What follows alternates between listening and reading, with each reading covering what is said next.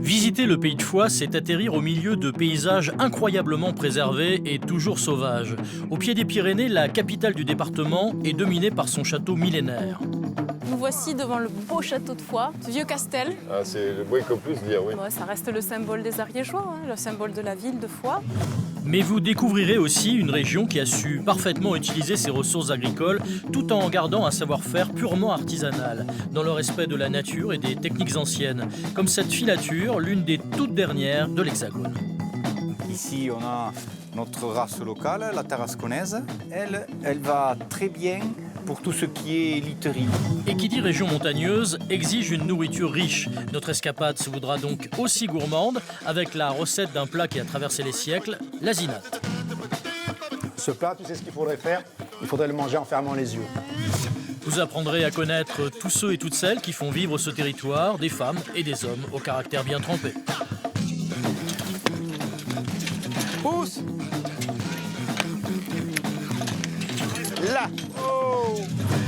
Enfin, vous aurez la chance de visiter les montagnes de l'intérieur en parcourant deux grottes qui offrent des richesses géologiques étonnantes.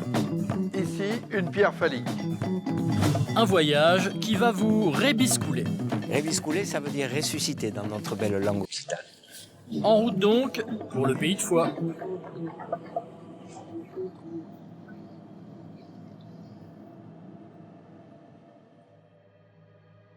La découverte du Pays de Foix commence bien évidemment par sa capitale. Et qui de mieux pour s'immiscer dans cette ville qu'un éclaireur qui la connaît comme sa poche? C'est Mélanie qui va nous faire découvrir ses richesses patrimoniales et ses secrets. Cette jeune femme est devenue guide conférencière. Elle organise des visites pour faire connaître aux touristes les richesses de sa ville. Direction le château de Foix qui surplombe la belle campagne ariégeoise. Olivier, Mélanie, comment vas-tu? très bien. Olivier est un conteur, c'est un amoureux de la langue française. Il trouve l'inspiration dans ce type de lieu historique pour ses légendes. Nous voici devant le beau château de Foix, ce vieux castel. Ah, c'est le moins qu'on puisse dire, oui. Ouais. Tant vieux que château. Construit à la fin du Xe siècle, son histoire est bien évidemment marquée par les comtes de Foix qui ont régné sur la région pendant plusieurs siècles. Le château reste le symbole emblématique de leur puissance et de leur pouvoir. Ouais, ça reste le symbole des Ariégeois, le symbole de la ville de Foix. Oui. Avec ces grandes tours, surtout la tour ronde, assez majestueuse. Mais la tour apparaît assez tard, elle arrive au XVe siècle. Dirigeons-nous justement vers cette tour que Mélanie apprécie tout particulièrement. On est dans la tour ronde, on est dans une tour qui est une tour assez somptueuse parce que déjà sa forme diffère des autres. Les deux autres tours sont des tours carrées, qui sont des tours fortes, sont des tours forteresses en fait. Et ici, on est dans une tour plutôt symbolique. Cette tour est en effet symbolique car elle a été construite pour embellir le château qui avait avant tout une vocation défensive. Les batailles y ont été nombreuses, notamment pendant la période des cathares.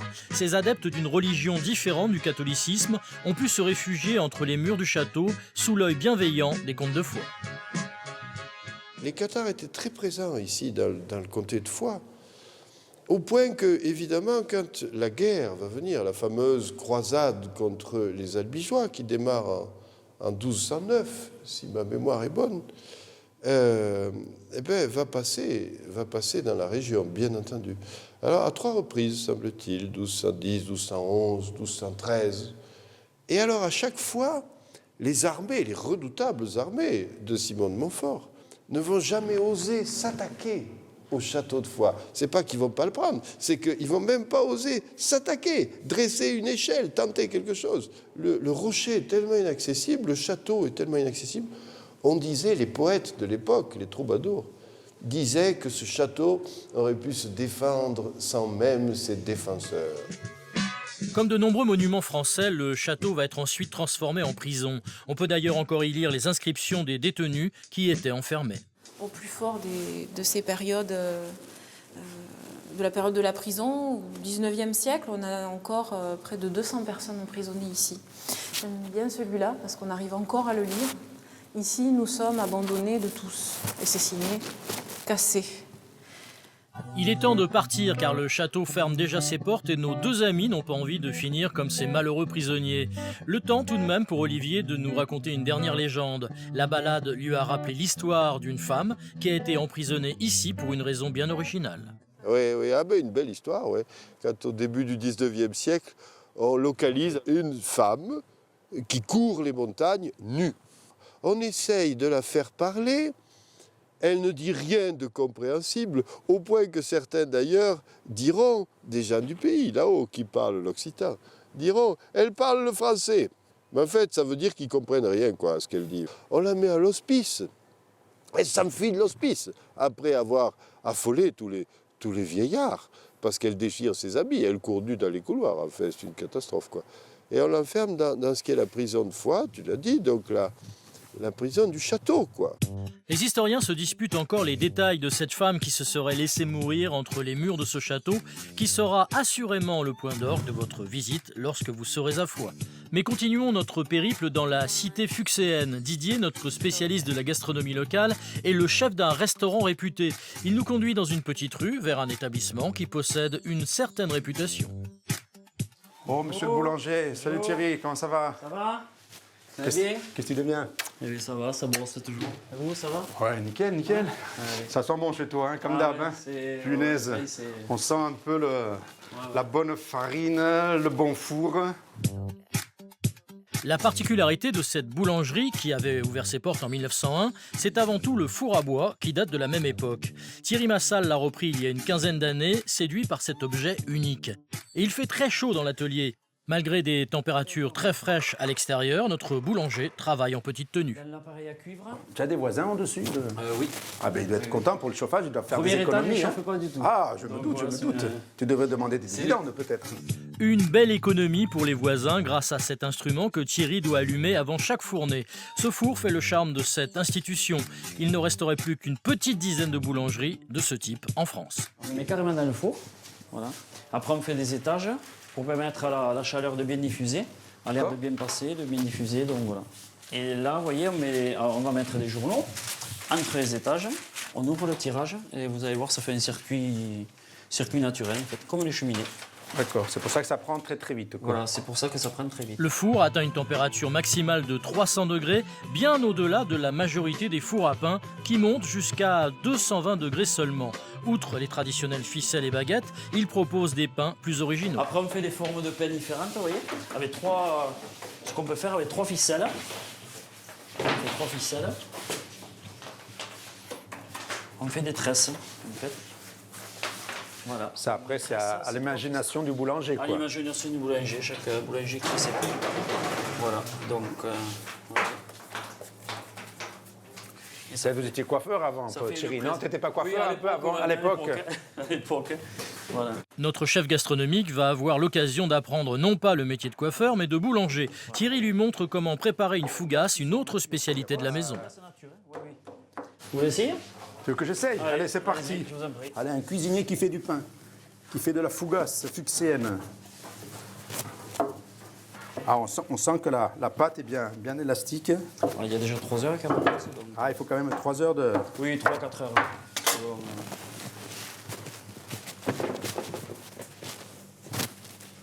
Et voilà, la fougasse dédiée à la menthe. Oh, punaise. Voilà. Allez. Ah, c'est très bien. Il n'est maintenant plus question de traîner notre courageux artisan qui commence son travail à 3 h du matin, fait cuire pas moins de 200 pains pour chaque fournée. Il peut ainsi produire plus de 1000 baguettes par jour. Si jamais un jour tu t'arrêtes au boulanger, tu peux faire le marathon de New York hein, faire, ouais. ou un autre. Hein, je crois que tu seras bien entraîné. Je vois que c'est très très physique hein, par rapport à notre métier de restaurateur. On n'avait pas déclenché le chronomètre, c'est dommage. Sans ça, on aurait pu essayer de voir si tu battais ton record. Et Thierry a d'ailleurs un conseil à nous donner pour conserver le moelleux et les saveurs d'un bon pain. C'est de mettre le pain dans un linge style laine. Bon, après, si vous n'avez pas un torchon. Et si vous le gardez encore plus, c'est au frigo. De mettre dans le linge au frigo. Et de le sortir comme un fromage demi-heure avant, en fait. Mais après, moi, personnellement, après c'est un avis personnel, je préfère manger du pain de la veille. Le lendemain, les arômes se développent plus facilement que le jour même. C'est un peu comme le vin, quoi. Et oui, comme les grands crus, le bon pain se bonifie avec le temps. Une délicieuse odeur commence d'ailleurs à envahir la pièce. Le pain semble bientôt prêt. Ça pousse, ça cuit à vue d'œil, hein, ça va très très vite. Les baguettes affichent de jolies couleurs dorées et sont désormais prêtes à être vendues en boutique aux clients. Bon, on va tester maintenant qu'on a allez, une petite fougasse, parce que je l'ai bien apprécié. Pas la mienne, parce que je ne sais pas si elle va être bien. Allez, on voit bien que, que les fibres sont bien cuites. On voit bien toutes ces alvéoles. J'ai parfum de noisettes légèrement grillées. Là, on sent. Ah, c'est succulent, succulent, succulent. Après cette succulente dégustation, il est temps de retrouver un autre amateur de bons produits. Philippe est en effet éleveur, c'est un fervent défenseur du pastoralisme et de l'élevage traditionnel. Il nous emmène dans la vallée de Nescus, une zone de moyenne montagne, dans une ferme véritablement hors du temps. Et adieu, les montagnols.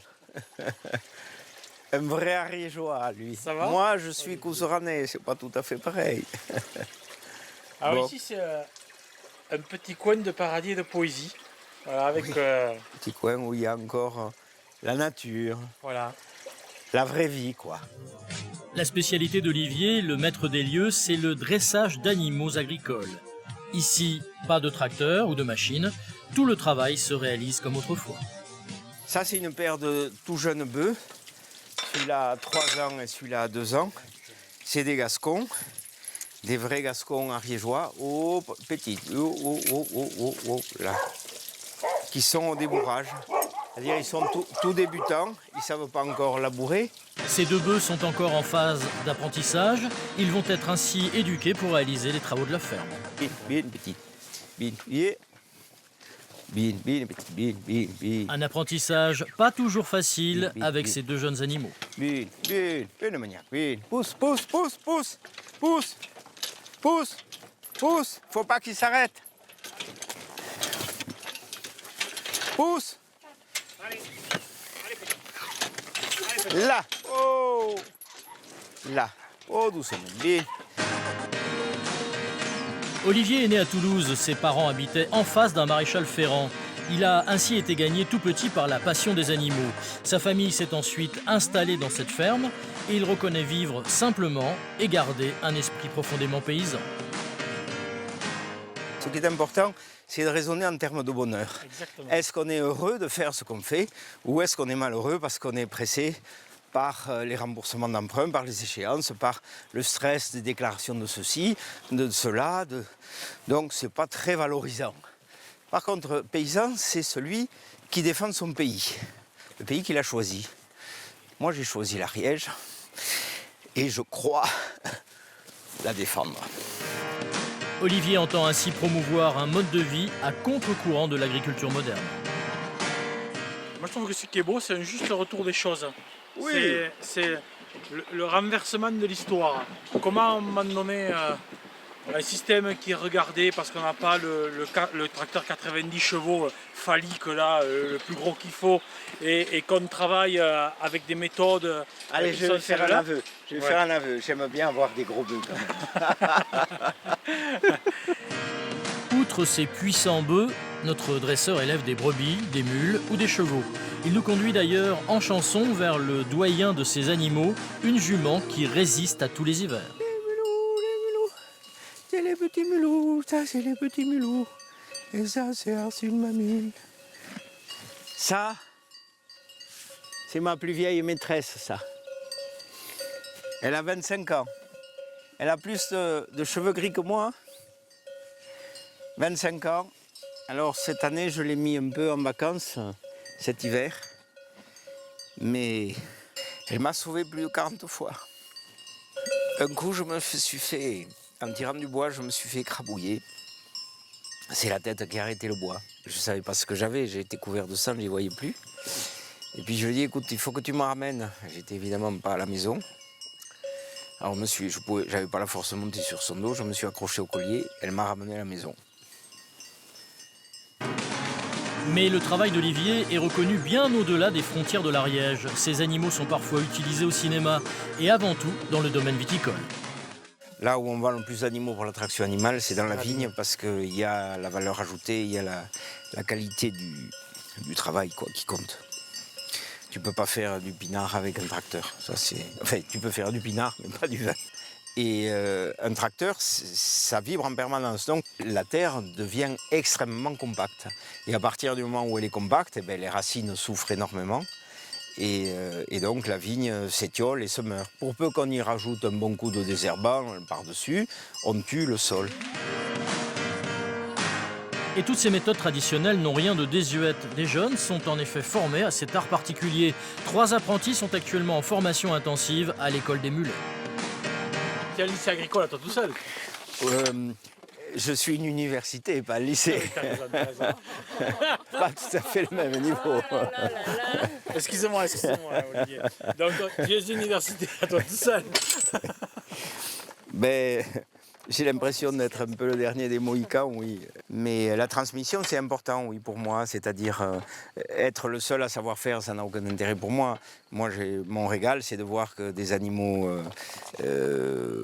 qui sortent de la sauvagerie arrivent à être domestiques et 2, à être utilisés par des gens qui ne sont pas forcément spécialisés là-dedans. Une de mes raisons de vivre est d'être entouré de gens plus jeunes que moi qui, venant d'horizons totalement différents, ont ce désir.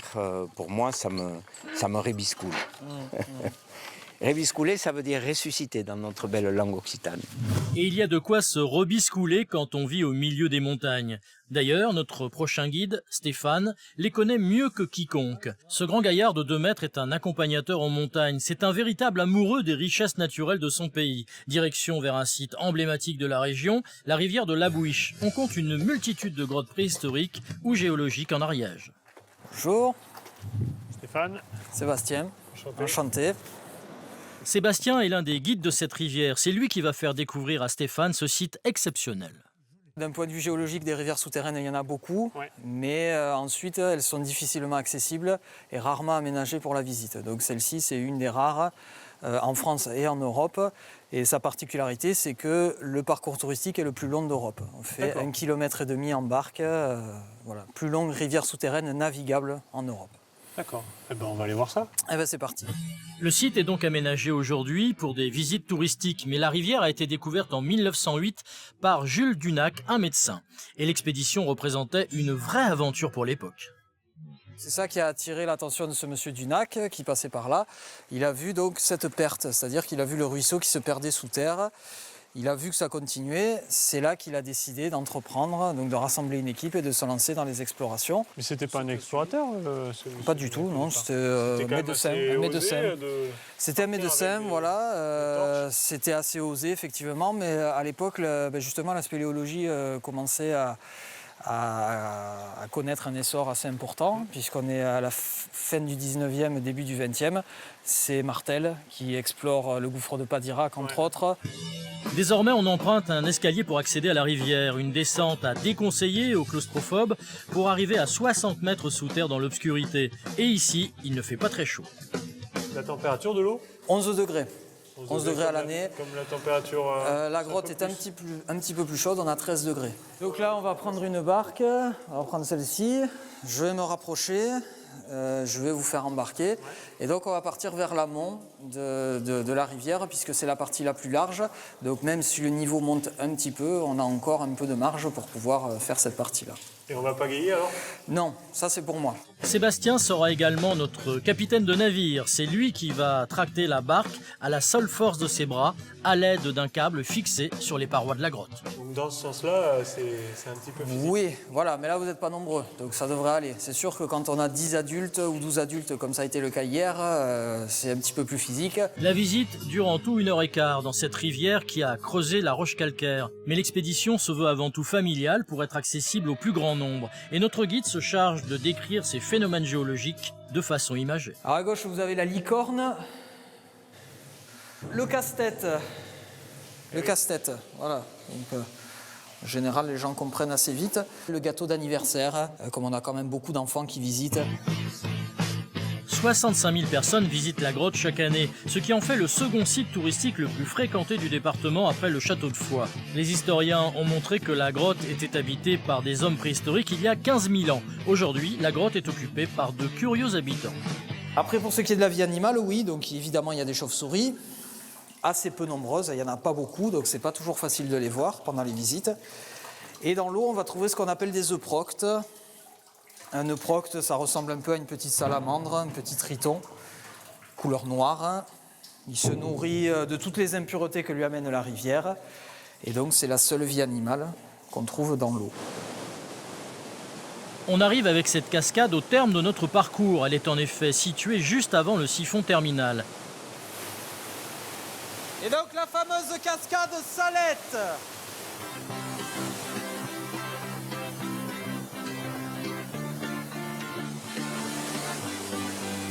Les explorateurs n'ont jamais pu franchir ce passage et s'aventurer au-delà. Mais il est désormais temps pour nous de rejoindre la rive pour remonter à la surface et de retrouver les verts pâturages ariégeois. Le département reste très préservé et il a vu arriver depuis les années 70 de nombreux habitants venus chercher ici un cadre de vie unique. C'est le cas d'Éric. Bonjour, c'est vous Eric, le Oui. coutelier? Voilà, vous avez trouvé facilement? Oui, très facilement. Bon, tant mieux alors. Quand on arrive dans ces petits villages, on n'a qu'à suivre la route et on tombe chez vous. Voilà, moi c'est pas trop compliqué, on n'est pas trop retiré, on n'est qu'à 8 km de fois finalement. Éric est coutelier, cet artisan a commencé son activité en Normandie avant de s'installer dans la région en 2004. Actuellement en travaux, ces machines ne pourront pas malheureusement fonctionner aujourd'hui, mais ces outils présentent tout de même un certain charme. Je peux vous présenter quelques machines telles que ces deux jumelles là, qui sont des machines à émoudre. J'utilise ces machines qui sont automatiques, bien vieilles. Alors pourquoi il y en a deux? Parce qu'il y en a une qui fait le côté droit et l'autre le côté gauche de la lame. Bien vieille, c'est-à-dire? Oh, ça date des années 50. Vous êtes un fan des années 50, oui, j'ai vu. Avec les voitures, oui, exactement. Ouais. Par conviction, Éric a souhaité garder une production aux antipodes de l'industrie. Il est le 4e coutelier d'une génération de forgerons. Avant tout destiné aux cuisiniers et aux agriculteurs, ces couteaux se sont taillés une solide réputation grâce aux bouches à oreille dans une région qui n'est pourtant pas réputée pour la coutellerie. Ici, en Ariège, il y a un couteau traditionnel ou il y a plusieurs couteaux? Alors, il y a une vérité à rétablir, c'est que l'Ariège n'a jamais été une région coutelière. Par contre, ce qu'on trouve ici dans beaucoup de poches, c'est le capucin. Alors, à savoir que les colporteurs de l'époque, c'est-à-dire 1800, 1900, donc les VRP d'aujourd'hui, quoi, faisaient le piémont italien jusqu'au Pays Basque avec leurs couteaux. Et en Ariège, on a adopté le capucin. Notre coutelier travaille toujours selon des méthodes purement traditionnelles. L'hiver, il se réchauffe avec son chien couché sur ses reins, comme les émouleurs le faisaient dans l'ancien temps. Il réalise lui-même toutes les étapes de la confection, de la lame jusqu'aux manches.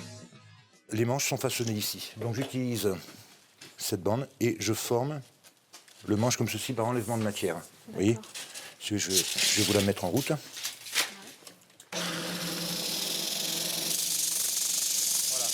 La production est artisanale, 200 à 300 pièces sortent de l'atelier chaque année. Éric dessine lui-même ses modèles ainsi que leur décoration. Et ceci, ça me sert à faire des guillochages. Alors le guillochage, c'est la partie qui décore. Alors, je ne sais pas si elle est branchée. Oui, c'est la partie qui décore le dos du ressort et de la lame. Donc je vais vous en faire un petit bout. Un métier qui exige une grande précision pour ces outils qui deviennent de véritables œuvres d'art. Pour certains modèles, j'utilise, en plus de cet outil, le burin ou la lime. D'accord. Voilà. Ouais, c'est très très fin, très minutieux comme Voilà, parce travail. que tout ça doit se faire sur une pièce qui n'est pas plus grosse que ça. Les manches peuvent être composées de différents bois et même de cornes de vache ou de bélier. Ils sont toujours ornés d'une croix à la signification purement religieuse. Alors, les clous qui sont ici, là, sont juste décoratifs. Alors pourquoi on les met? Parce que autrefois, quand les bergers partaient en estive, ils n'avaient pas les 4x4 ni l'Internet, donc ils n'avaient pas la possibilité de redescendre le dimanche à l'office. Alors ils plantaient avant chaque repas le couteau dans le pain ou sur la table et ils faisaient la prière. L'estive, c'est le moment où les éleveurs et leurs troupeaux vont vivre dans les pâturages de montagne. Et les paysans pourront compter encore pendant de nombreuses années sur ces couteaux, car si Éric entend bien continuer son métier jusqu'à la fin de ses jours, sa nièce de 29 ans est déjà formée pour prendre la relève. Outre la coutellerie, l'Ariège possède bien d'autres savoir-faire. Nous retrouvons Philippe, notre atypique éleveur, qui a rendez-vous avec un autre artisan. Nous nous rendons à la filature Lafont, la toute dernière des Pyrénées. Hola. Et bonjour. Bonjour. Comment ça va? Ça va et toi? Eh bien écoute, quand je te vois, pas de soucis, ça fait plaisir. Et chez les Lafont, la laine, c'est une affaire de famille. Alors la filature Lafont, c'est combien de générations hein? Alors moi je suis la 3e génération. D'accord. C'est mon arrière-grand-père qui avait monté cette filature ici parce qu'il y avait l'arrivée d'eau. Et cette eau arrivait pour le moulin qui est derrière. Donc c'était un moulin à farine avant. Donc mon grand-père a racheté ce moulin et il a profité aussi de l'eau pour laver la laine. D'accord. Comme ces deux visiteurs, les clients viennent souvent de très loin pour acheter ici des toisons très variées. Des laines issues de races de brebis ou de chèvres rares qui ont chacune leur spécificité. Ici on a du mohair. Le mohair c'est de la chèvre. C'est de la chèvre. Alors là c'est pas du tout de la laine, ça c'est du poil. D'accord. Hein, ça n'est pas du tout de la laine ça. Là on a ce qu'on appelle du lapin, de l'angora. Hein, du lapin angora. Ici on a notre race locale, la tarasconaise. En termes de laine, c'est pas forcément ce qui se fait de mieux, hein, non? Ben, ça dépend ce qu'on fait. Parce que toutes les laines sont de bonne qualité. Tout dépend de ce qu'on en fait. D'accord. Hein, voilà. La tarasconaise, ça va être plutôt pour quoi? Voilà. Alors la tarasconaise, elle va très bien pour tout ce qui est literie, matelas, couettes, dessus. Après une carrière bien remplie, notre artisan a décidé de passer le flambeau. Mais pour maîtriser ses anciennes machines exceptionnelles, Jean-Jacques forme des jeunes à son métier. C'est le cas d'Elisa et d'Olivia qui ont pour projet de reprendre la filature une fois cette formation terminée. Alors les filles, qu'est-ce qui vous plaît dans ce métier-là? Qu'est-ce qui vous fait vibrer pour pouvoir avoir envie de le faire? Ce projet, finalement, il est né d'une rencontre avec Elisa et son compagnon qui est tondeur de moutons. Et c'est vraiment cette rencontre qui a amené un déclic. Après, il y a le fait que cet outil, on en a besoin, tout simplement. Enfin, on a besoin de faire transformer de la laine. Pour nous, ça a du sens d'avoir tout un suivi de la filière, de partir de la laine d'ici, de la transformer et de pouvoir la vendre ici. Et puis, il y a toute cette image de la laine des Pyrénées, etc. Donc, c'est un outil qui est indispensable pour ça. Ça n'a plus de sens si cet outil disparaît, quoi. Un projet plein de bon sens donc, à l'image d'une grande partie des artisans de la région. Les deux jeunes filles entendent bien favoriser les circuits courts pour mettre en valeur leur futur savoir-faire. Un soulagement pour Jean-Jacques qui a longtemps été inquiet quant à l'avenir de son entreprise familiale. De passer à autre chose, quoi. T'as envie de transmettre. Voilà, de transmettre, de donner quelque chose qu'on m'a transmis et surtout essayer de travailler avec un produit qui est sur place là, puisque c'est le but, quoi, surtout. Savoir que cet outil va continuer et savoir qu'il va perdurer, qu'il va travailler, et ça c'est important aussi, c'est ça qui est important. Une fois en retraite, Jean-Jacques compte d'ailleurs s'occuper à temps plein de sa fille qui est championne de ski de boss. Après cette parenthèse artisanale, nous allons désormais découvrir un nouveau château. Celui-ci date du XVIe siècle. Nous allons à la rencontre de Nicole, la propriétaire. Comment ça va? Ça va bien. On est heureux de découvrir le château de Fiche. Ah bah écoutez, ça me fait bien plaisir, voilà. Alors cette bâtisse, c'est une bâtisse familiale, c'est la maison de mes grands-parents. Et donc nous l'ouvrons au public depuis 2007 et nous avons de plus en plus de visiteurs. La maîtresse de maison a hérité avec sa sœur de cette demeure qui appartenait à ses grands-parents. Elle connaît donc les lieux depuis sa plus tendre enfance. Mélanie est visiteuse avertie, elle remarque immédiatement les curiosités de la façade. Il y a 3 cadrans solaires ou je me trompe? Alors il y a 3 cadrans solaires, 2 sur la façade principale et 1 sur la façade ouest. Ils sont plus très lisibles. Et il nous a été dit, comme on est plein sud, que très certainement il y en avait un pour l'été, l'autre pour l'hiver. C'est original. Original, voilà. Mais le bijou du château de Fiche, c'est au premier étage que nous allons le contempler. Suivons Nicole dans l'escalier. Pour entrer dans ce salon, il faut lever la tête et apprécier la beauté des lieux. Voilà, nous nous trouvons donc dans la particularité quand même du château de Fiche, qui est ce plafond peint. Alors, ce plafond peint est unique, tout simplement par le nombre d'animaux représentés. Il y en a plus de 40. Ces animaux ont en effet été dessinés au XVIIe siècle par un peintre qui reste encore aujourd'hui méconnu. Mais sans la curiosité de Nicole, ce trésor aurait pu toutefois tomber dans les oubliettes. Autrefois, c'était un salon de réception. Moi, du temps de ma famille, on ne faisait que passer. Hein. Du reste, mes grands-parents laissaient très souvent les volets fermés. Et quand nous avons décidé avec ma sœur de l'ouvrir au public, je me suis dit, il faudrait quand même que je sache réellement quelle est l'importance de ce plafond. Donc j'ai fait appel à l'architecte des bâtiments de France, Et quand il est rentré, il m'a dit, vous avez quelque chose d'unique. Unique en effet, il n'existerait pas de plafond avec autant de représentations d'animaux. Ce plafond a depuis été restauré afin d'organiser des visites. Mais certaines autres pièces du château sont aujourd'hui encore en rénovation. La châtelaine nous conduit à l'arrière du bâtiment afin de poursuivre la visite.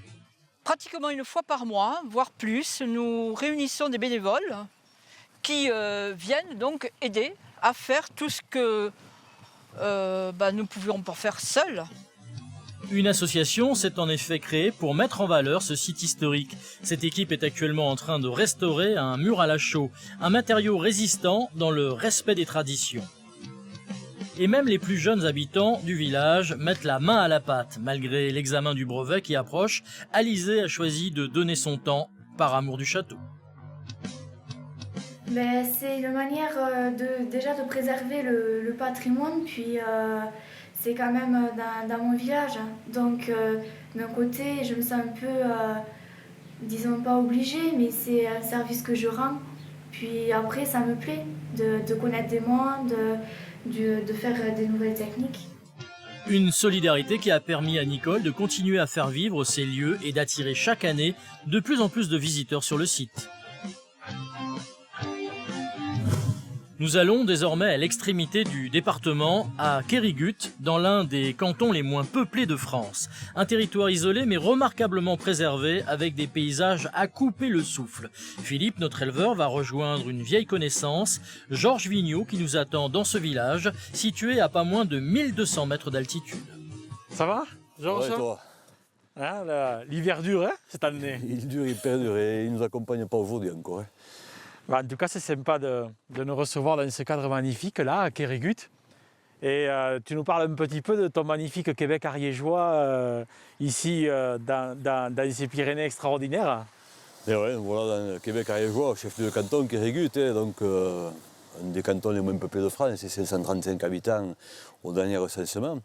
C'est vrai, une nature particulièrement préservée. Effectivement, avec seulement 537 habitants sur les 7 communes du canton, ce territoire ressemble à un havre de paix. Certains pourront trouver les lieux isolés, mais Georges tient à nous montrer qu'il existe ici une solidarité à toute épreuve. En ville, vous ne retrouvez pas ça, c'est sûr, parce que vous ne connaissez pas votre voisin de palier. Ici, vous voyez un volet fermé, vous dites, tiens, qu'est-ce qui se passe? C'est quand même l'avantage. On a encore ce privilège.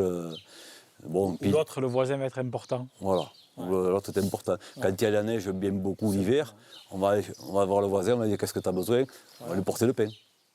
S'il y a besoin d'autre chose, que ça dure 2-3 jours, on va aller chez le boucher, on ramènera ce qu'il a besoin de ramener. Lui déneiger le pas de porte, etc. Voilà. L'employé communal, il va déneiger le pas de porte des anciens. Bon, c'est aussi un lien. Voilà un petit peu ce qui fait notre territoire. Et ça, c'est quand même une force. Une force et des liens entretenus grâce à la communauté de communes du pays de Donezan. Un système de partage de repas a été mis en place pour les personnes âgées qui représentent 50% de la population. Bonjour mesdames. Bonjour Corinne. Bonjour. Bonjour. Corinne, Philippe Lacube, qui est éleveur. Georgette, vous faites la bise. Vous allez bien? Ça va. Bonjour. Georgette, qui est restauratrice, prépare avec amour des repas complets. Du jambon, des petites tomates, du beurre, du fromage, une banane, un potage. La dame là ne mange pas de potage de légumes, elle veut qu'un bouillon avec des petites pâtes. Et après, voilà, des boules de picolade et puis des pois chiches. C'est Nicole qui est chargée de livrer les repas aux personnes âgées. Le nombre peut varier selon les saisons. Quand ça a commencé, il y en avait une dizaine à peu près. Mais là, il n'y a plus que 2 personnes. Mais bon, peut-être ça va revenir un petit peu. Bonjour, bonjour. Alors, je vous amène pas le beau temps, Paul. Donc voici Paul, mon premier destinataire pour les repas, qui a 93 ans et qui est en pleine forme. Voilà. D'ailleurs, aujourd'hui, il était un petit peu inquiet, comme il y avait un petit peu de retard. Donc, mais sinon, à l'heure précise, hop, tous les jours, il a son repas, il est content. Ça lui fait une présence aussi. Voilà. C'est pas négligeable. Une belle initiative pour ces personnes souvent isolées qui peuvent profiter chaque jour du sourire de Nicole. Mais laissons Paul savourer son repas et retrouvons Didier, notre guide gastronomique. Nous avons rendez-vous à l'auberge des Myrtilles, située tout en haut du col de Marousse, à 990 mètres d'altitude. Donc tu vas essayer de nous préparer un petit plat ariégeois. Voilà, c'est ça, ouais. Typiquement ariégeois, la zinate. La zinate. La zinate, ouais. cuisson lente de plein de choses, du chou, des carottes, des oignons, de l'ail, du persil, du confit de canard, du saucisson de Coine, un peu de tout. Allez, de quoi bien nous réchauffer l'estomac. Exactement, ouais, avec des temps pareils. Allez, on y va. Grégoire n'est pas originaire des Pyrénées mais d'une autre région montagneuse dans les Alpes. Il a appris son métier en observant sa grand-mère préparer des plats bien traditionnels. Il s'est ainsi réapproprié l'asinate, cette recette qui a rempli pendant plusieurs siècles les assiettes de nombreux Ariégeois.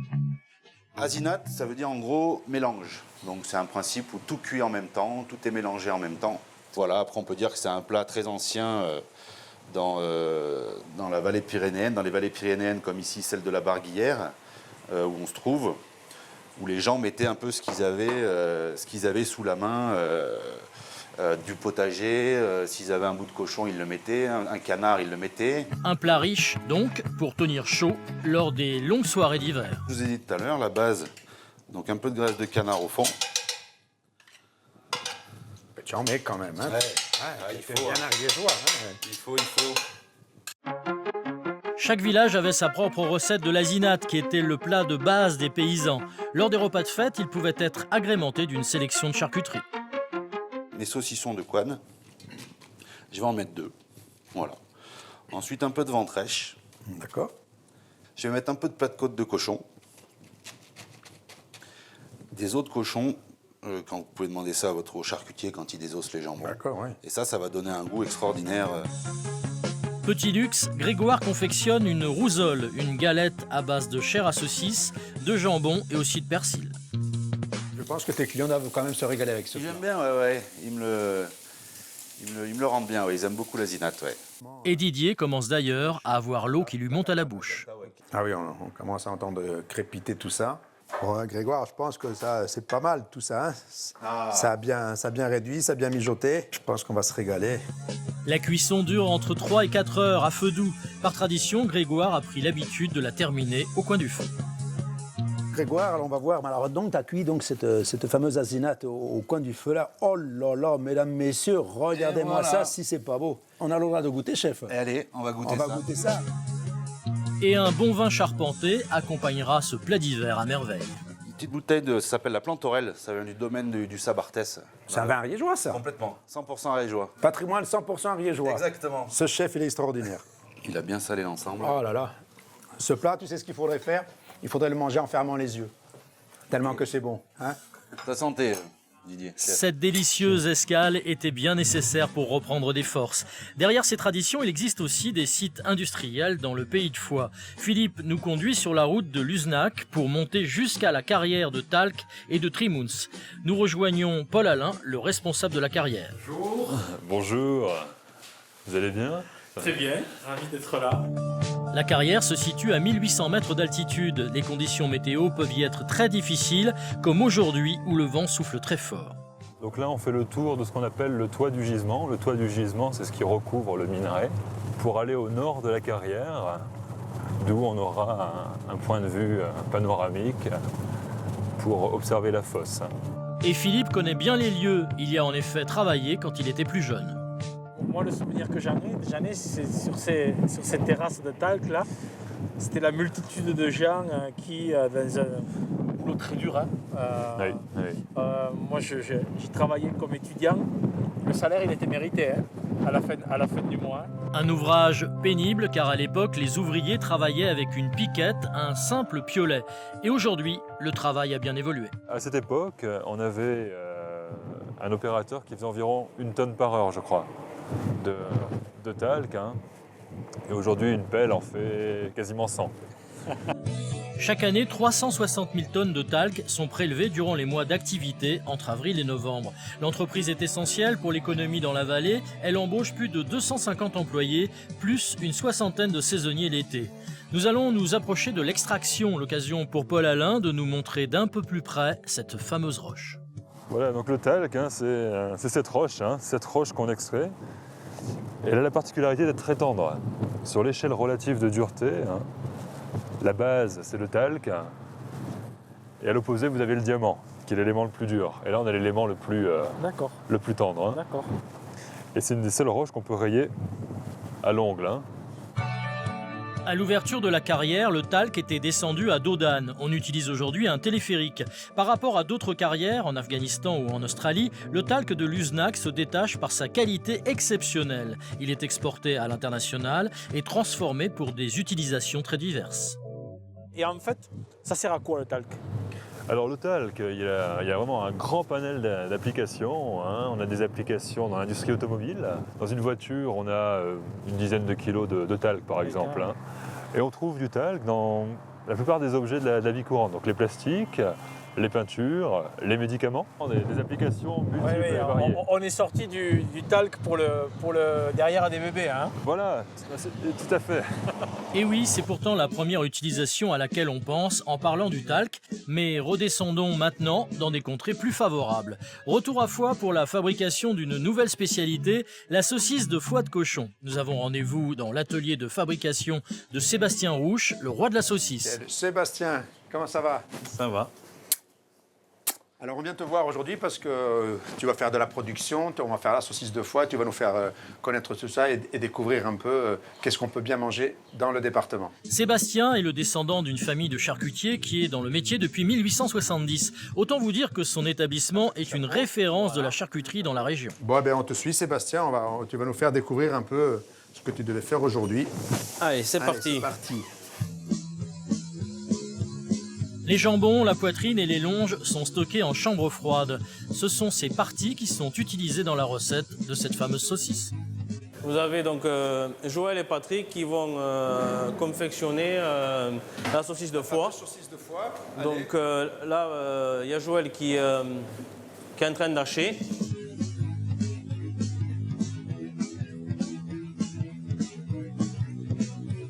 Attention aux âmes sensibles, les hachoirs tournent ici à plein régime pour produire pas moins de 40 000 pièces par an. Ce produit connaît un succès dans toute la France grâce à une méthode de fabrication naturelle. Après des boyaux naturels, très important. Et donc c'est des saucisses de foie qui font combien en poids à peu près, M. Rouch? Produits finis font 250 grammes, à peu près 300 grammes. Ces saucisses nature ou à l'ail seront affinées ensuite pendant 6 semaines par les charcutiers. Un métier qui demande un sacré coup de main. Une dextérité dans le geste, chef, extraordinaire. Quand vous serez grand, vous devrez faire charcutier, ça vous irait bien, non?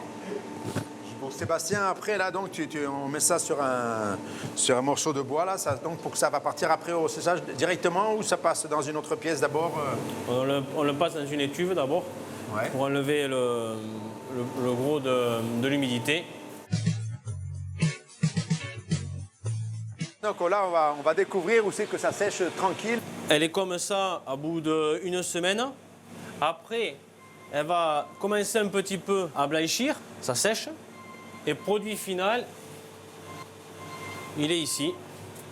Voilà, là, prêt à être, consommé. Voilà. Donc là, à peu près un mois de... Là, un mois. Donc, on va bien voir la différence. Le diamètre au début. Oui, en effet, on s'aperçoit. Et on voit que le produit final, ça perd bien 30 à 40%.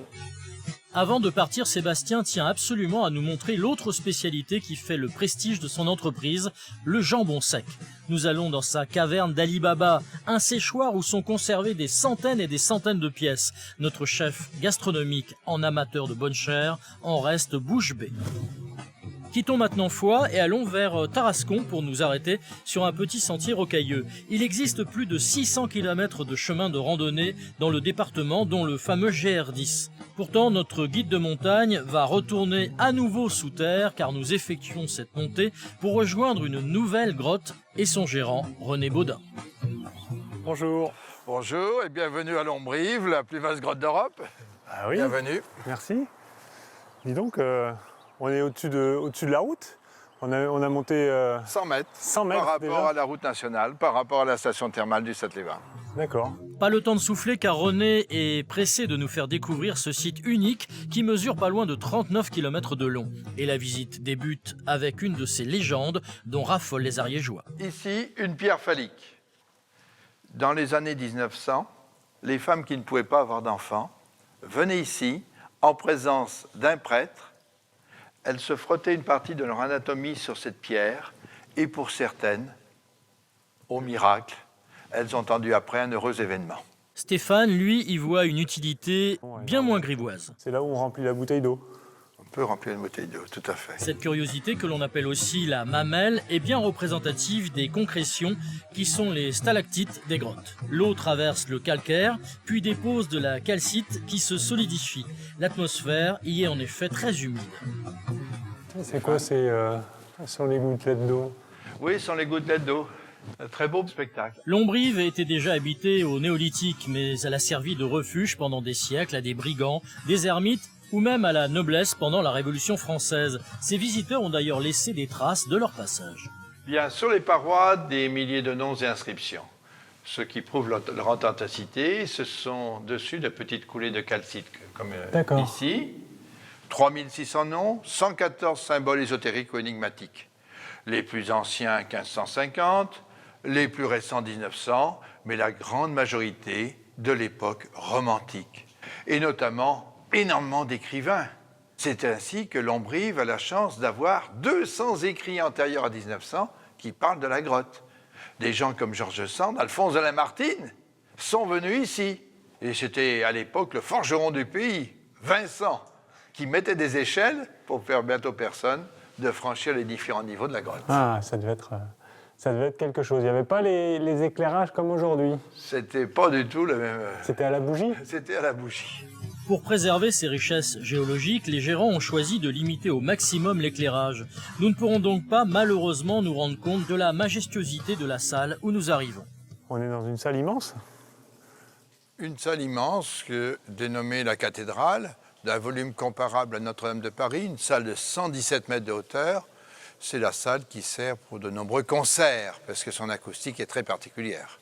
Des orchestres viennent en effet régulièrement se produire ici, ce qui donne une petite idée à Stéphane. Oh. Oh. Ah, ça doit être magique d'entendre un chœur d'homme ou un chœur de femme avec un orchestre ici. Ça doit vraiment être... Nous avons fréquemment des orchestres ici.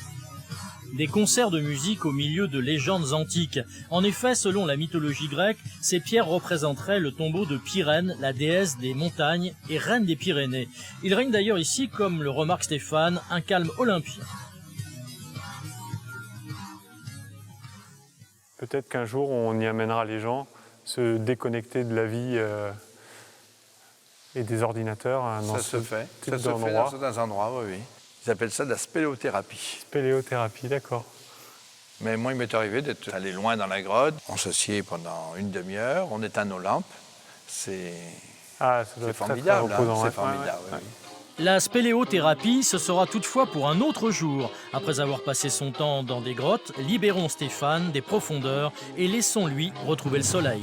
Nous continuons de notre côté vers Tarascon-sur-Ariège pour retrouver Mélanie et nous allons rencontrer Jean-François Séguélas. Jean-François? Oui, entrez. Bonjour. Bonjour.